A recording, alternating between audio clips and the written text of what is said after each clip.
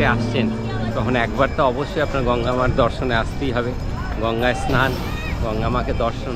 এই দেখুন আমরা চলে এসেছি আজকে হরকিপেরিতে। আজকে অষ্টমীর দিন, অষ্টমীর দিন, আগামীকাল রামনবমী। আজকে অষ্টমীর দিন সকালে যোগের ক্লাস অল্প একটু করে আমি আর সুনীলবাবু বেরিয়েছি, চলুন মা গঙ্গার একটু দর্শন করে আসি। একটু স্নানের ব্যবস্থা নিয়ে আসি, কিন্তু বেশ ঠান্ডা ঠান্ডা আছে, বাতাস বইছে। তো আপনাকেও পরামর্শ দিই যে যখনই হরিদ্বারে আসবেন এই কাজটুকু করে যাবেন। গঙ্গা মায়ের দর্শন, একটু স্নান, একটু পুজো আর্চন যদি সম্ভব হয়, না করলেও চলবে, খুব ভালো। দেখুন আমরা এসছি সব এই হচ্ছে হরকিপেরি ঘাট। এটা আমাদের উপরে পাওনা। হ্যাঁ, আমাদের যা শিডিউল ছিল সেই শিডিউলে সময় ছিলই না, কিন্তু আমরা একটু সময় বের করে চলে আসলাম। এখন সকাল ভোর 6:30 বাজে। আমরা ক্যাম্পটাকে মাঝপথে ছেড়ে, আজকে স্বামীজি ছিলেন না, অন্য জায়গায় করাচ্ছিলেন, আমরা যোগ ভবন থেকে আস্তে আস্তে বেরিয়ে আসলাম। সকালে কাড়া খেলাম, কাড়া খেয়ে বেরিয়ে আসলাম দর্শনে। একটু দর্শন করে যে আজকে একটা ভালো দিন, মা গঙ্গার দর্শন। চলো, ঠান্ডা বাতাস, এত সুন্দর লাগছে। আর দেখুন ঘাটে কত মানুষজন চলে এসছে।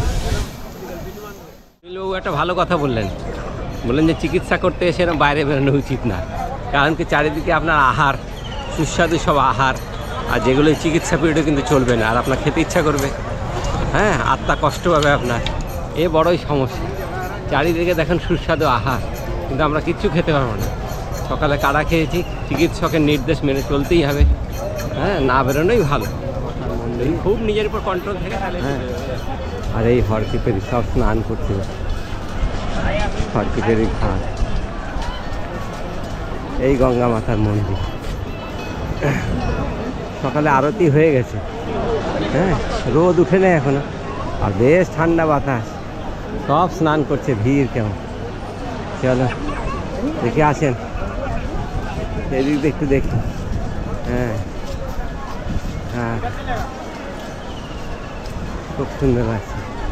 আমরা হরিদ্বারে, বাঙালিরা হরিদ্বারে, ম্যাক্সিমাম বাঙালিরা হরিদ্বার আসে। হরিদ্বার বাঙালিদের একটা ঘোরার খুব সুন্দর জায়গা। হ্যাঁ, দারুণ।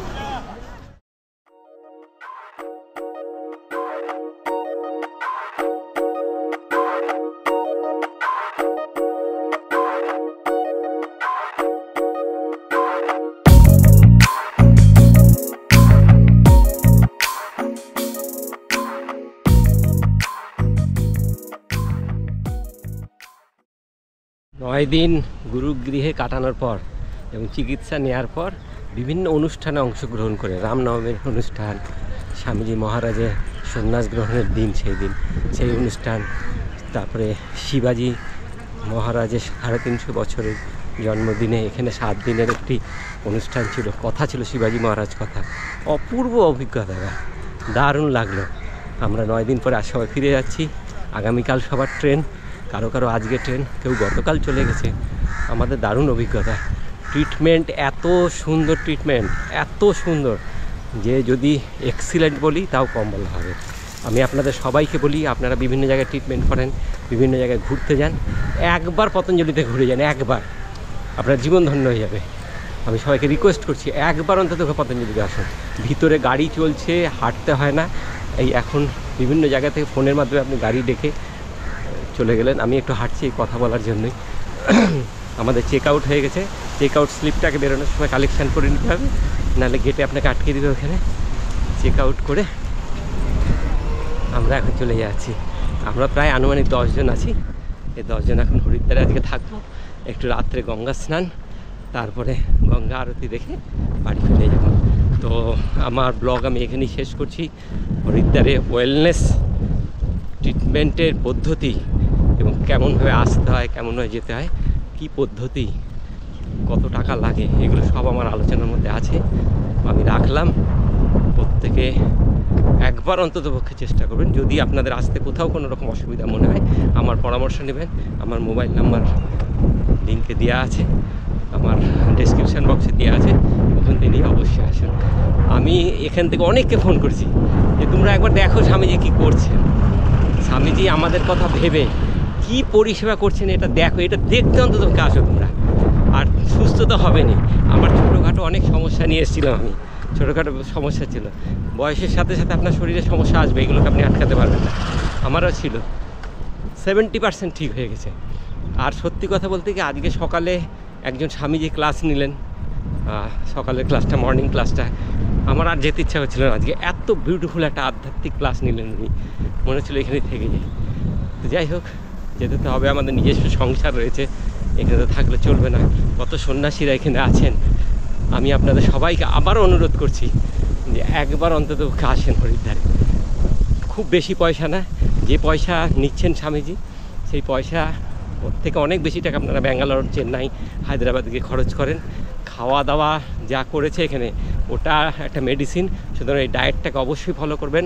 ওটাকে ব্রেক করা যাবে না যে ঘরে এসে খিদে পেয়েছে 2টো বিস্কুট খেয়ে নিলাম, ব্যাগে তো থাকেই, হ্যাঁ, ওগুলো করা যাবে না।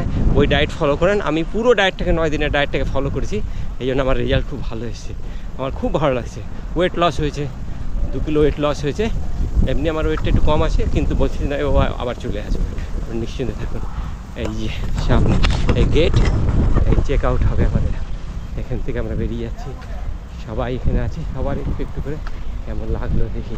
ওয়েদার খুব সুন্দর, প্রচণ্ড বাতাস হচ্ছে, ভালো লাগছে।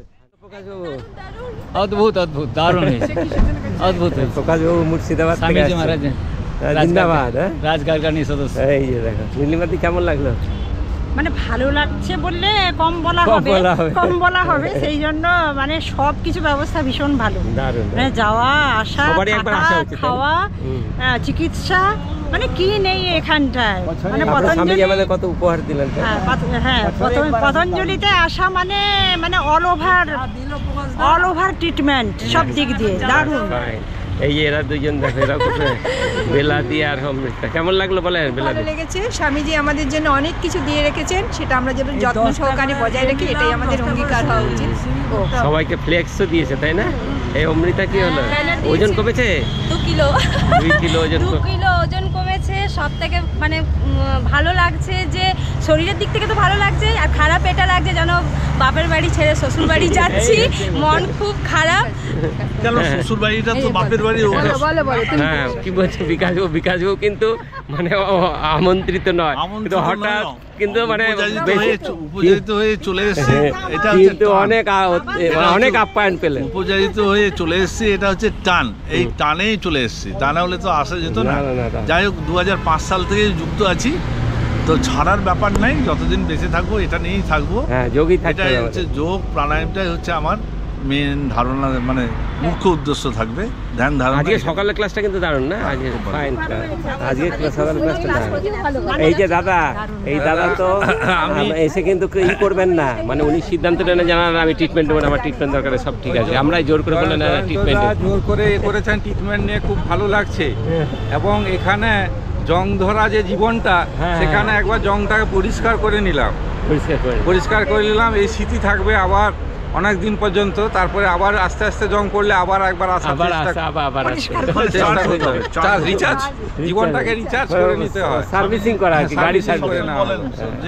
এই প্রভাতবাবু কি খবর, কেমন লাগলো বলেন? আমার তো অসাধারণ লেগেছে, খুব ভালো লেগেছে। স্বামীজি চার্জ করে দিলেন, এই চার্জে এখন 10 বছর আপনি আরামসে থাকেন। 1 বছর তো কাজ করতেই হবে। কাজ কি, আমি শিবির বাড়াবো, এই যে আমি শিবির বাড়াবো কাল থেকে, মানে বাড়ি গিয়ে শুরু কাল থেকে। এইগুলো দেখুন স্যার, কত কিছু বয়ে নিয়ে যাচ্ছে সবাই, একদম বোঝা এসেছিল খালি হাতে। সবাইকে 10টা করে ফ্লেক্স দিয়েছে। রেজাল্টটা সুগার আমার ফাস্টিং 99, খেয়ে 122। হরে কৃষ্ণ হরে কৃষ্ণ, এটা দারুণ ভাইয়া। আমার ওজন 2.5 কিলো কমেছে। বাহ, ফাইন। তো বাড়ি গিয়ে আবার চলবে পেঁয়াজ আর ভাত। ভাত খাইনি, রেকর্ড রাখেন? হ্যাঁ, আমরা 7 দিন 8 দিন ভাতই খাইনি, আমরা ভাত খাইনি, আমাদের ভাত নেই, ভাত নয়, চা খাইনি, চা নেয়নি প্রভাতবাবু। হ্যাঁ, প্রভাতবাবু তো চায়ের নেশা আছে, সেটাও চাও খাইনি। হ্যাঁ, অদ্ভুত ব্যাপার। এখানে আসলে অনেকগুলো পরিবর্তন হয়ে যাবে, তাই না? তো চলুন আমরা ব্লগ এখানে শেষ করি। সবাইকে প্রণাম, ভালো থাকবেন, চ্যানেল সাবস্ক্রাইব করবেন। আচ্ছা, আবার দেখা হবে।